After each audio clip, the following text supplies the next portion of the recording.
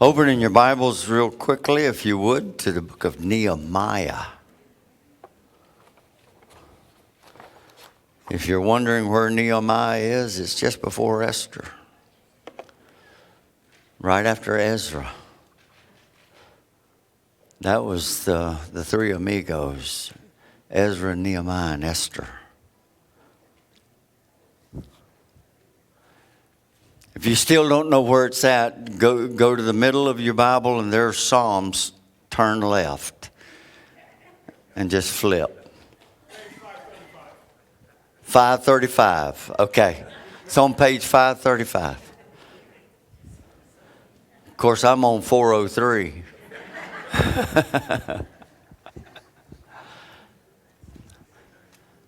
I want to share just a little bit this morning.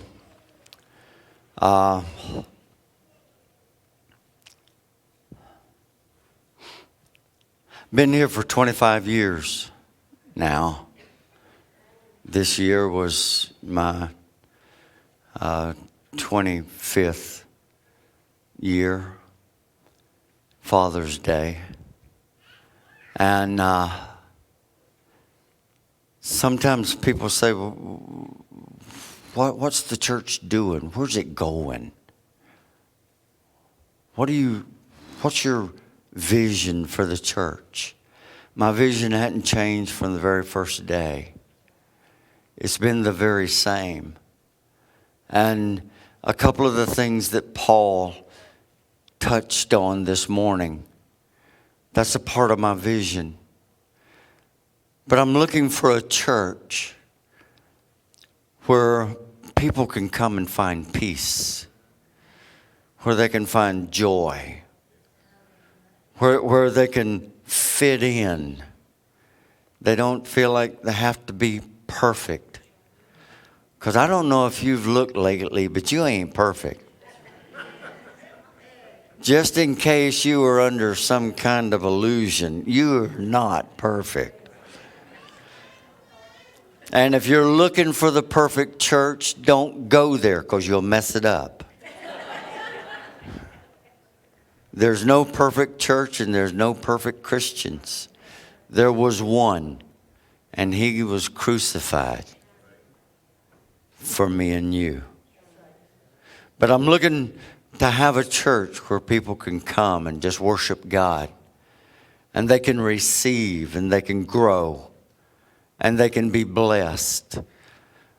Where they might have had financial problems, because of their exposure here, they start learning truths and receive blessings, and they're not having financial problems anymore because of the blessings that God's giving. And I'm seeing that over and over and over this 25 years. We've had people come that was homeless and destitute, and in a matter of a year or so, they're prospering and they're being blessed by God. That's what I'm looking for. I'm looking for a place where we have young people that will lay on their face and cry out to God until God moves on their behalf. And I see that over and over. Oh, it comes in waves, but I'm seeing God move in the hearts of our young people. I know that in other places, other churches, things are difficult. I know that. And sometimes I get a little worried because God blesses us so much, and He pours out His Spirit so strong. And I think it's because we pray and we seek Him to do that. I want to have a church where the older generation feels like they're a part, and they give and they put in to those that are coming up behind them because they have wisdom and they know how to pray, and they teach others by their example what it is to call on God, believe God, and walk with God. Where young couples can come and get their roots deep in the Word of God that'll last them for the rest of their life. Where their children can become involved and they can feel safe about their children being a part of our church. Those are the kind of things that I'm looking for. A place where the sick can come and be healed, and those that are bound can be loosed. And that's the kind of church that I'm looking for. It hadn't changed from day one. But some people just kind of get sideways and get discontent. And they say, well, it's not going good enough. It's not going fast enough. Preacher, what are you doing? And I usually look at them and smile and say, I'm just moving on with Jesus. You want to come? You got to change your ways. Get rid of that grumpy attitude. You know, if God would heal us from our grumpy attitude, most of us would be so much happier. Of course, we wouldn't know what to do. Some of you have made friends of grumpiness. And you just wouldn't know how to act if you didn't have something to gripe about. Oh, I'm not talking to anybody here. No. Don't you start looking around saying, oh, he's got her, yeah. No, I'm not talking about anybody here. I'm talking about those that aren't here.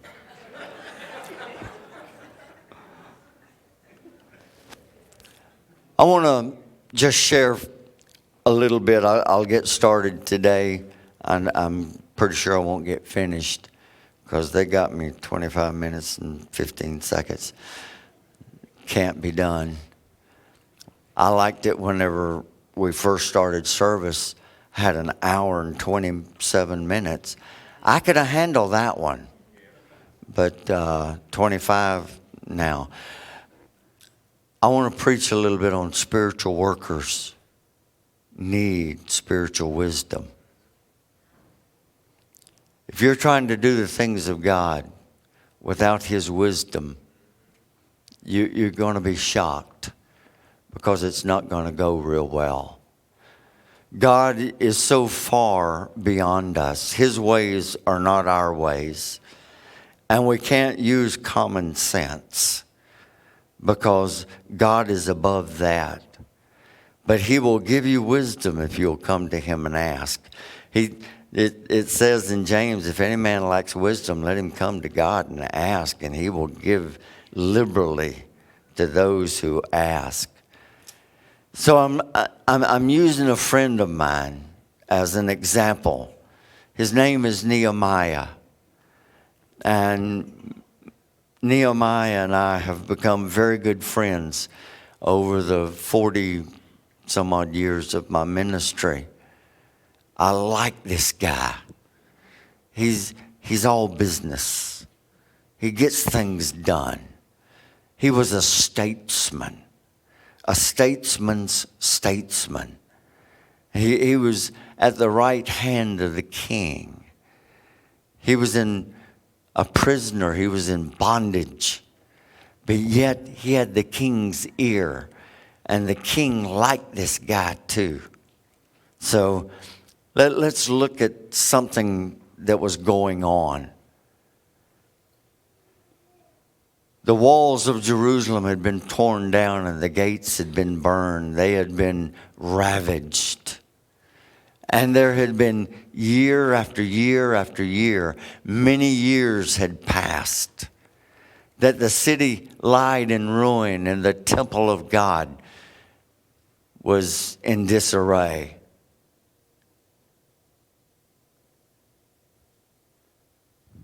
Nehemiah's heart was touched with this, so much so that he was saddened deeply.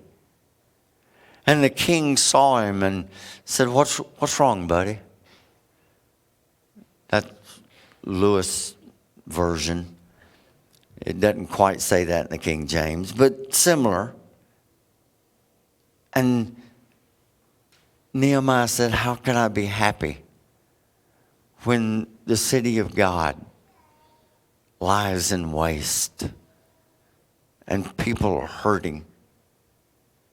And the king says, well, why don't you get some things together and go and repair the place? Nehemiah was excited about that. So he gets a group of people and they go to rebuild the walls. Ezra was working at the temple site. But Nehemiah, he wanted the walls fixed. Now there was a lot of people around, and they began to stir up trouble and make fun and mock. And that's kind of where we picked up right here.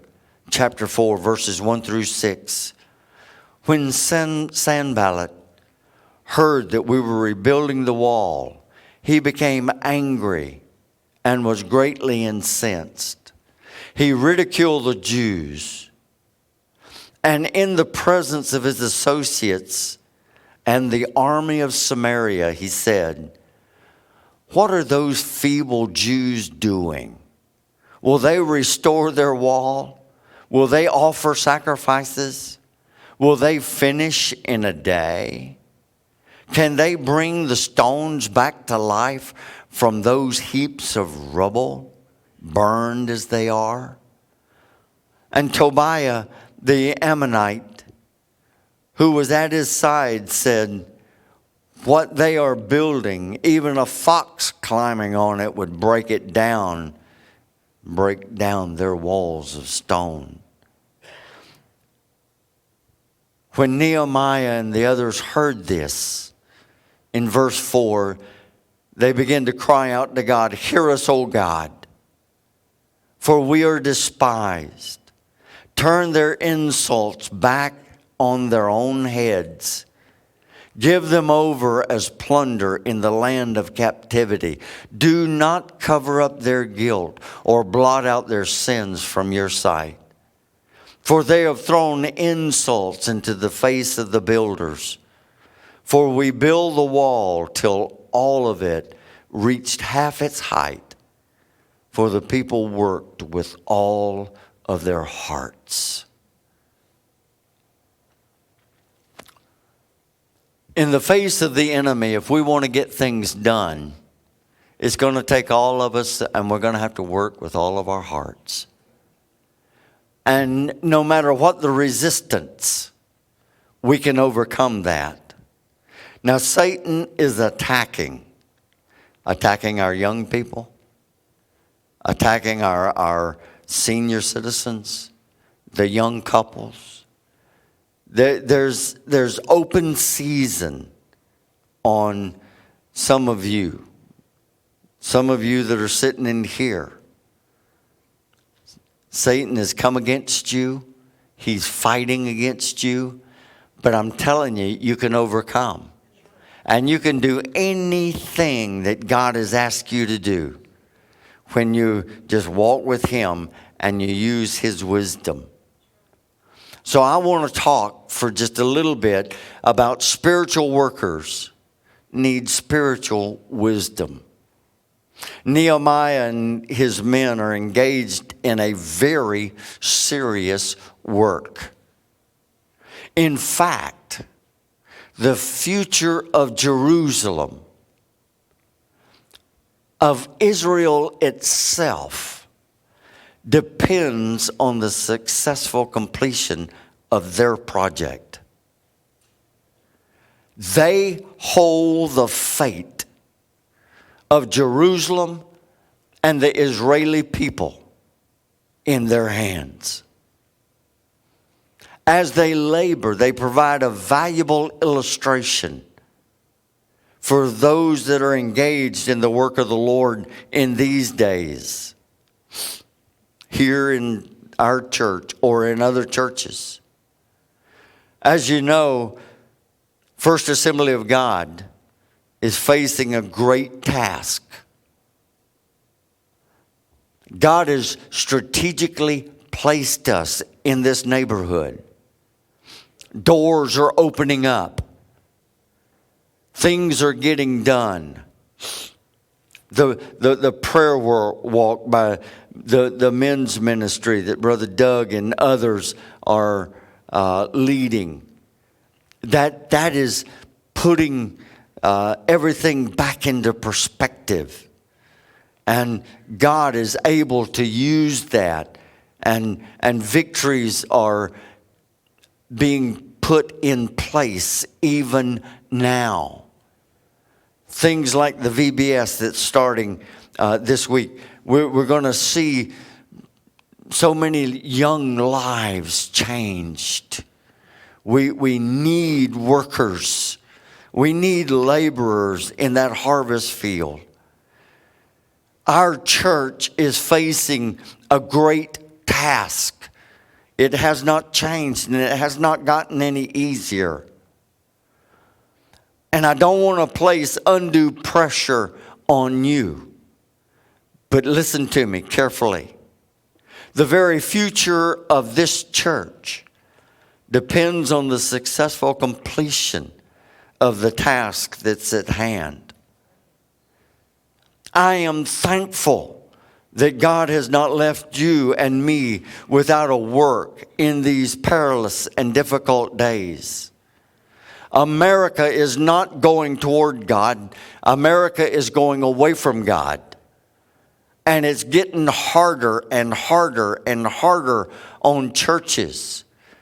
There are those churches that they use lights and glitz and glamour, and it works for a little while.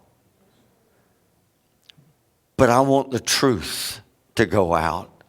And I want mercy to be extended. And I want blessing to flow. I want God to be the leader of this church and the task that we have to do. The very future of that task is dependent on me and you. And the Lord has not left us without something to do. He's given us a job. And He's given you a place in this church, or a job in this church, if you will. This passage that we just read, it points out some very precious information for those who desire to see that the work of the Lord is done. This is how to get it done. This is how to do it. So allow me to point out just a few thoughts as we look at the subject of spiritual workers need spiritual wisdom. And I pray that this passage, this message will aid you, will propel you into the Lord's work for the will of God in this church. Notice what wise spiritual workers do. So point one, there was danger all around them and they knew it. So the danger around them, that's point one. These workers had to fight criticism. And they fought criticism.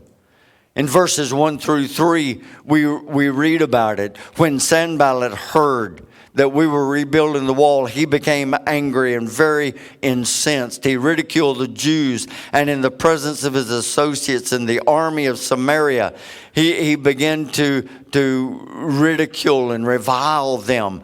What are these feeble Jews doing? Will they restore their wall? Will they offer sacrifices? Will they finish in a day? Can they bring the stones back to life from the heap of burned rubble as they are?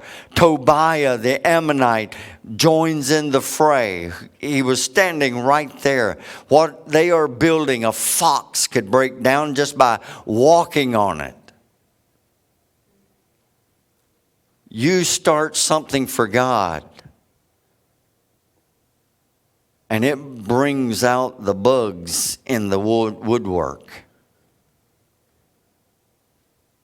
The enemies of Israel mocked and ridiculed the work that this group was doing. You will face that. Anytime you're determined to do something for God, there will always be those that are ready to ridicule you. They're not going to help you, but they will point fingers and ridicule you. They'll whisper behind your back. They don't know what they're doing. They're just making a mess out of everything. They're spending money. That's all they're doing. They know how to do it better. And they would do it much differently. Or they wouldn't do anything at all. Most of the time. Don't let that crowd get to you. Just go on for God. Don't let them be a weight that you have to pull through life. Just go on for God. Some of the Lord's great workers like Paul and Jesus and others, Peter, they were all criticized. There's plenty of critics. So when you're criticized, just put your chest out, praise the Lord, and go on, because you're in great company. Anybody that's ever attempted anything for God has been criticized. I like what Dale Carnegie said. He said, any fool can criticize, condemn, and complain. And most of them do. You'll catch that about 2 o'clock this afternoon. Think about it. Anybody can criticize, condemn, and complain. And most of them do. An officer on the battlefield, he aimed his cannon toward what he thought was the distant enemy.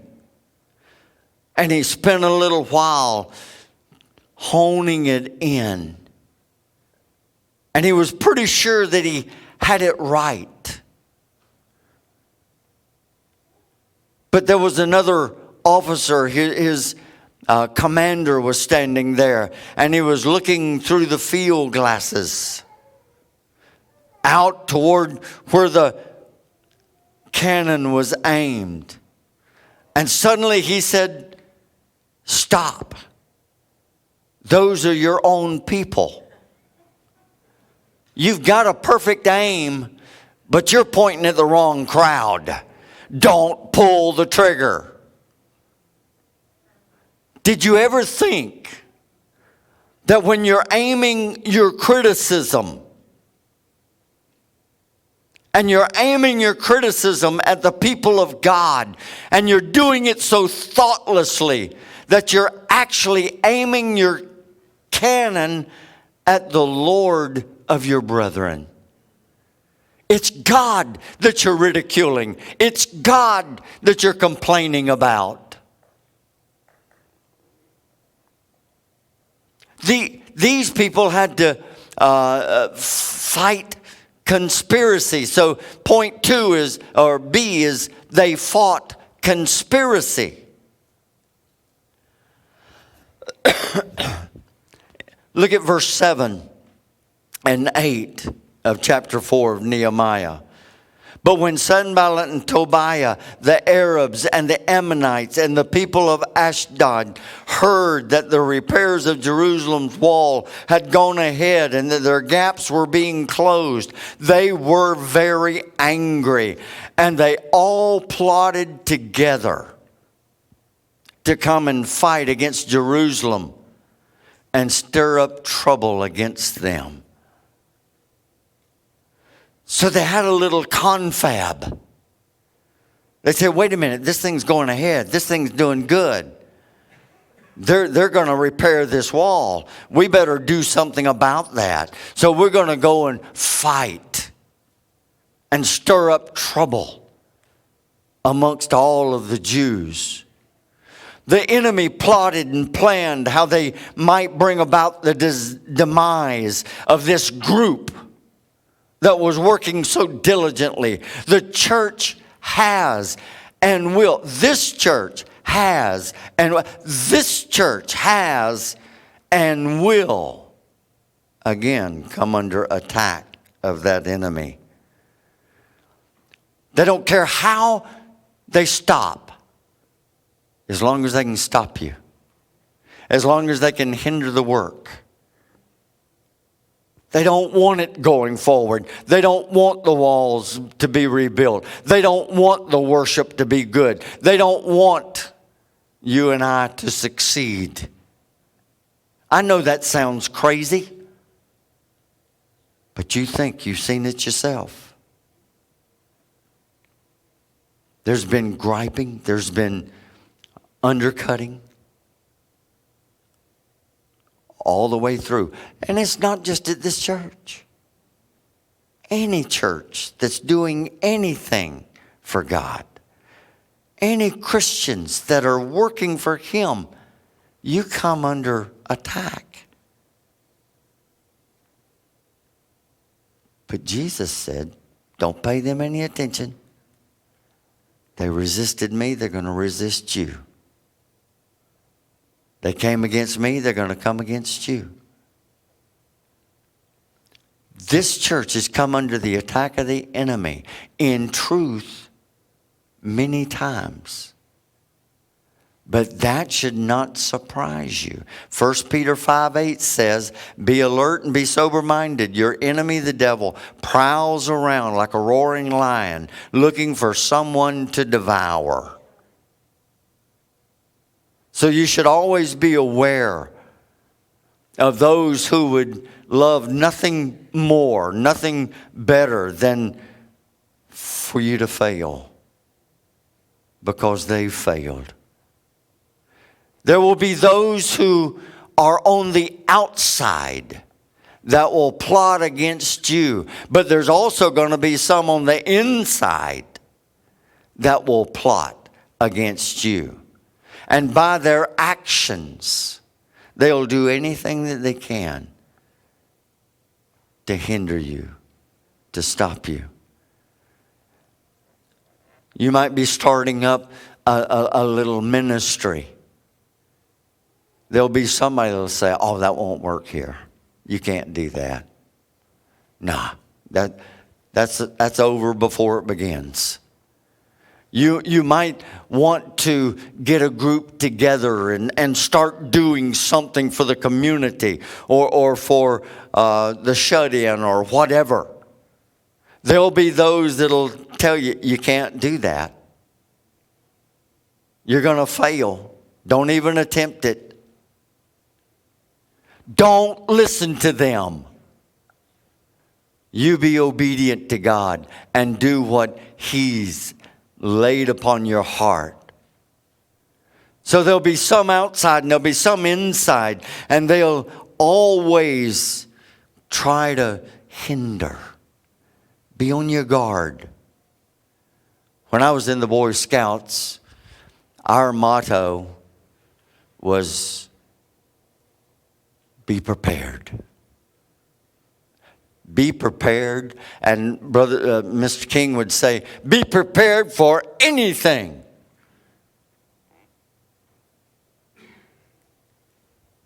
And usually anything would happen. We went out camping on the north side of Clewiston, right on the edge of the Lake Okeechobee, in what we call the jungle. And we're setting up camp, and this bear is just over there about 50 yards away. And that black bear stood up and looked at us and growled. Every one of us kids wanted to run. Mr. King said, it's okay. I got him taken care of. And in a few minutes, the bear was gone. So was Mr. King, but the bear was gone. He came back, and he had a potion stuff that he had mixed up, and he had it in a sprayer, and he had sprayed that bear. And he looked at us and he says, be prepared, boys. But he never would tell us what was in the stuff, so I don't know to this day. I can't chase any bears because I don't have the potion.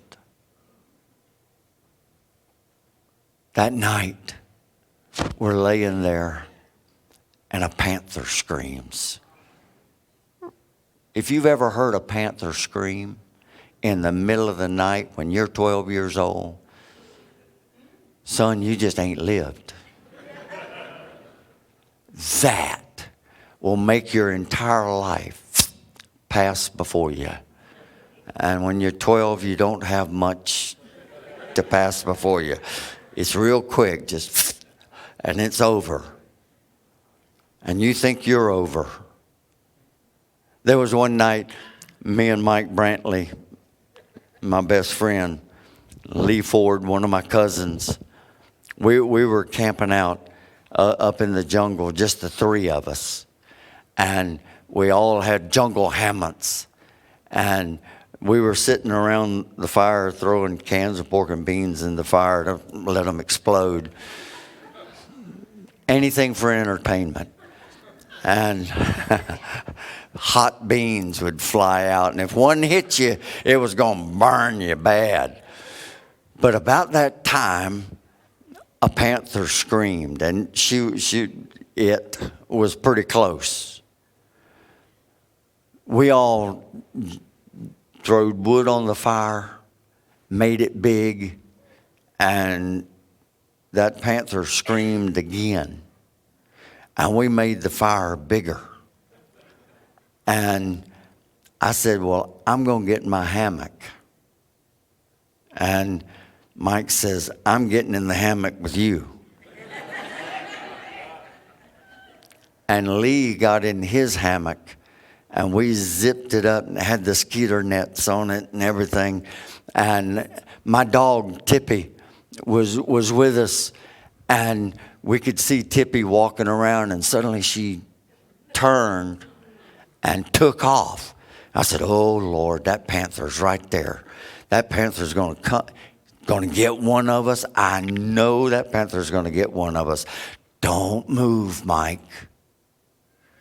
And Mike said, I'm not even breathing.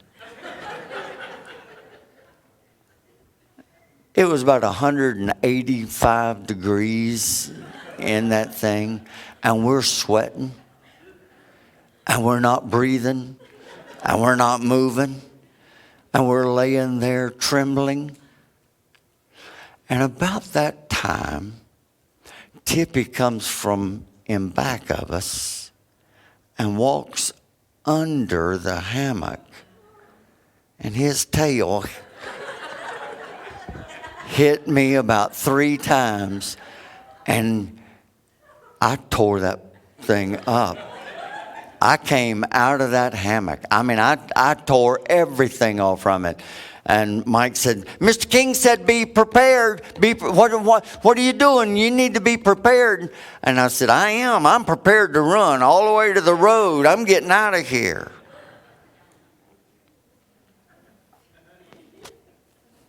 I don't know why I told that. Those of you who are watching over your computer, just don't pay any attention to it. There was that conspiracy. There was that guys that were coming against them. The enemy wants to attack. And it'll attack your work. It's another thing when that enemy is on the inside and begins to attack you from inside. We need to stand against that. Fight against those complaints. That's C. Fight against complaints. In verse 10 and 12, it says, "Meanwhile, the people in Judah said, 'The strength of the laborers are giving out.'" We got them right where we want them. They're giving out. "And there is so much rubble that they can't rebuild the wall. Also our enemies said, 'Before they know it or see us, we're going to be right there among them, and we'll kill them and put an end to this work.' Then the Jews who lived near them came and told us 10 times over, 'Wherever you turn, they will attack us.'" From within and without, the attack will come. That's what happened to Nehemiah and those who were working. So be aware that there's going to arise within your own ranks from some of your friends. They're not going to be satisfied until they can stop you. Some people can't find a good word to say about anything, and they're not going to say good things about you. What do? We just keep on walking. Keep on working. Keep on pleasing Jesus. Keep on smiling. You know, one of the greatest tools that you've got in your arsenal of tools is your smile. When somebody is upset with you and they're coming against you, just stand there and smile at them. It will drive them crazy. Why are they smiling like that? Wipe that stupid smile off your face. It will bother them. There was a father who was a chronic grouch. I mean, he was... Some of y'all know exactly what I'm talking about. He was sitting with his family in the presence of guests, and they were sitting in the living room one day, and question came up about food and who liked what and what kind of food they really enjoyed. One of the children, a little girl, she was telling the guest just openly what foods each member of the family liked. And finally it came, she had described what Mama liked and what her brother liked and what her sister liked and what she liked. And then it was her father's time. And when it came his turn, he said, what does he like? And she laughingly, kind of sheepishly said, "Well, he don't like nothing. He's never liked anything. He's always griping about it." Wouldn't that be awful to hear your daughter say about you? It's like the little boy sitting at the table. He was about 4 years old. He had never said anything, never talked.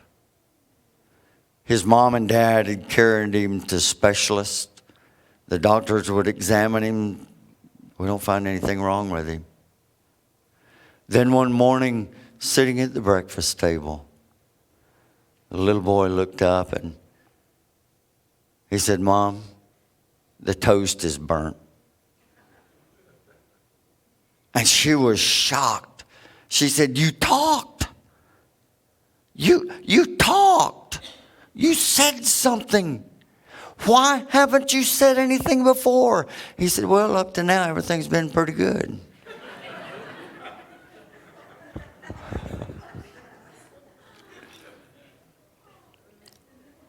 Your efforts and your motives will be brought into question. And I'm going to close out with this, because this is point one, and I had to get all of this laid out. Everything that you are trying to do will be scrutinized. Fingers will be pointed. You will be told you can't. But listen, you can. I can do all things through Christ who strengthens me. Somebody will tell you that you can't straighten up your life, that you can't serve God. Somebody will tell you that you can never be happy. You can never have joy. Somebody will make it their job to let you know in their scrutiny of you that you just can't do it. I'm here to tell you, and I'm asking you to remember that your duty is not to please the critics, but to please the Lord. And do everything that you can do to please Him. You say, why are you telling us this? I'm preparing you, because that time's coming. It's been here, but it's coming. Because God is going to be asking us to do some big things, some important things. He's opening doors of opportunity throughout this community. And He's asking us to walk through those doors. And there's going to be those that'll tell you you're not going to be able to do it. You're going to fall flat on your face, and you're going to make a fool out of yourself. I'm here to tell you, you go on and please God. You do what God is wanting you to do. There's so many things I want to tell you. God is showing me some things. He's going to use you, each one of you. Your duty is to please God. Don't listen to the advice of complainers. The man who says it can't be done should never interrupt the man who is actually doing it. That how true that is. If you don't think it can be done, leave that person alone that's doing it. I remember my first church. It was a very small church. 15 people, 8 members. It was 8 years old. The 3 previous pastors to me had lasted an average of about a month and a half, and they were run off. One of them ended up in the ditch. He was so shook up that he ran out of the service, jumped in his car, and ran into the ditch. When I first went there, of course, I was green as a gourd and still wet behind the ears and dumb as dirt. And a fella named Shelton Smith, who was a friend of Susan and I, he had come in down to Florida, and he had run us a revival, and now we're up in South Georgia, and I'm taking this little church, and I go to my first ministers meeting, and Shelton is there, and he looks at me and he says, "Barney?" And I said, "Yeah." He said, "What are you doing up here?" I said, "I took a church." He said, "Oh my God, you didn't take Faith Tabernacle." And I said, "Yeah." He said, "Lord, they eat preachers for breakfast over there. You'll never be able to make it." You've heard some of the stories. You know some of the things that happened. And yes, they took a couple of bites out of me. I felt gnawed on. But after about 3 months, we were running 35. And then on a Wednesday night, all of them walked out, except Susan and Sister Hope. By the next Sunday, that was Wednesday. The next Sunday, there was 45 people there, and none of the 35 that walked out on me. The next Sunday, they called and said, can we come back? And I said, I don't know if you'll find a place to sit. They said, what? I know you're struggling. I said, no, we're not struggling. We're busting at the seams. So you'll probably have to stand up, but you can come back. So in 2 weeks' time, we went from 35 to 0 or 2 to 60 in 2 weeks. God just blew the doors off that place. We had to open the windows, and we had people sitting on a scaffold outside looking through the windows. Shelton came by. He saw everything that we had put up on the outside, and he said, what's that for? I said, that's for the people to sit on. He said, what people? I said, the people that's coming to church. He said, you got that many? I said, oh man, God is blowing the doors off this place. And he said, I never dreamed that you'd be able to make it here. And I said, I know that, but God did. And he sent Susan and I here because there's people in this town that need to know that Jesus is alive and that he can do anything. I'm here to tell you, Jesus is alive and he can do anything. Bow your heads with me, would you please?